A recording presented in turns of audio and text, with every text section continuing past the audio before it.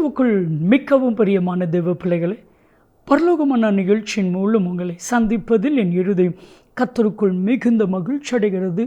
உங்கள் எல்லாரையும் இயேசு கிறிஸ்துவின் இன்ப நாமத்தினாலும் கிராஸ் டிவி ஊழியங்கள் சார்பாக என் அன்பின் வாழ்த்துக்கள்.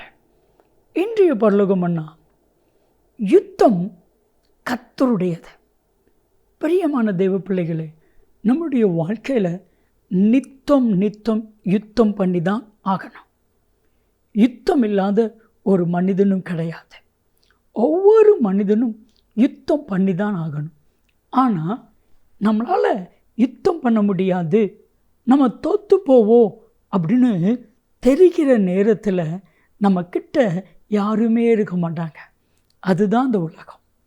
ஆனால் தேவனாகிய கர்த்தர் இன்றைக்கு உங்கள் ஒவ்வொருவரையும் பார்த்து சொல்கிறாரு, இந்த யுத்தம் உன்னுடையது அல்ல, இந்த யுத்தம் என்னுடையது. இதை மட்டும் நீங்கள் புரிஞ்சுக்கொடுங்க. நீங்கள் செய்கிற யுத்தம் உங்களுடையது அல்ல. இந்த யுத்தத்தை பண்ணுகிறது சர்வ வல்லமையுள்ள தேவன். நீங்கள் யுத்தம் பண்ணிங்கன்னா தோற்று போயிடுவீங்க. ஆமாவா இல்லையா? ஆமாம். ஆனால் அதே இது கர்த்தர் யுத்தம் பண்ணார்னா கர்த்தர் ஜெயத்தை கொடுப்பான். வேதம் சொல்லுது, யாத்ராமம் 14:14, ஈஸியாக மனசுகளை தங்குற மாதிரி, நீங்கள் சும்மா இருங்கள், நான் யுத்தம் பண்ணுவேன்.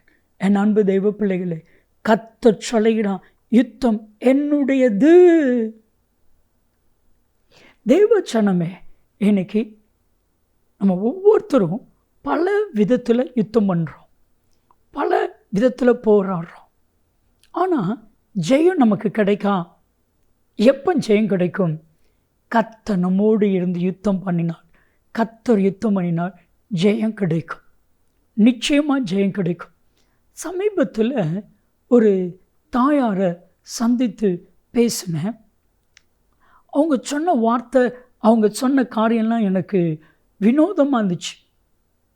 ஐயா, கல்யாணம் முடிஞ்சு 5 வருஷம், 2 சின்ன பசங்க, என் கணவர் மரித்து விட்டார்.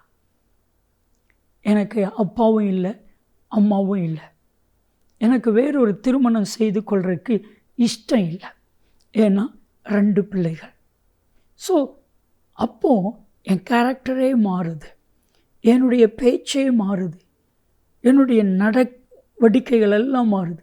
ஏன்னா என்னை நான் காப்பாற்றி கொள்றதுக்காக. அப்போந்தான் ஆண்டவர் சொன்னார், நான் உனக்காக யுத்தம் பண்ணுவேன், நான் உன் வாழ்க்கையில் ஜெயத்தை கட்டளையிடுவேன். ஐயா, இன்றைக்கி ஒரு மகன் அமெரிக்காவில் இருக்கிறான், ஒரு மகன் ஜெர்மனில் இருக்கிறான். நான் பாதி நாள் அமெரிக்கா, பாதி நாள் ஜெர்மன். கர்த்தர் என்னை ஆச்சரியமாக நடத்தினான். நம்ம சொன்ன வார்த்தை, கர்த்தர் எனக்காக யுத்தம் பண்ணினான். நான் ஒரே ஒரு ஜெபம் பண்ணேன், யோசபாத் ஜெபம் பண்ணேன். அந்த ஜெபம் 2 நாளாகவும் 20:12 யோசபாத் ஜெபிக்கிறான், ஆண்டவரே, இந்த ஏராளமான கூட்டத்துக்கு முன்பாக நிற்க என்னால் முடியாது, என்ன செய்வதுன்னு எனக்கு தெரியல.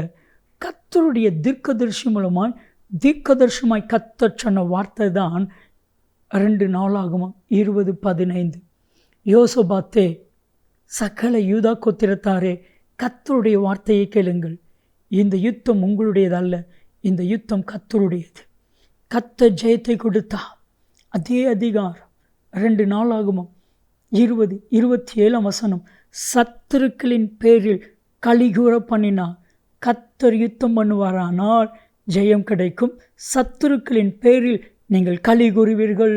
செபிக்கலாமா? தகப்பனே, யுத்தம் உம்முடையது, சத்துருக்களின் பேரில் இவர்களை களிகூற பண்ணும். அப்படி செய்கிறதற்காக உமக்கு கோடி கோடி ஸ்தோத்திரம். இயேசுவின் நாமத்தில் செபிக்கிறோம், ஜீவனுள்ள பிதாவே, ஆமென், ஆமென். யுத்தம் கர்த்தருடையது. நன்மையும் கிருபையும் ஆசீர்வாதங்கள் நிச்சயமாக உங்களை தொடரும்.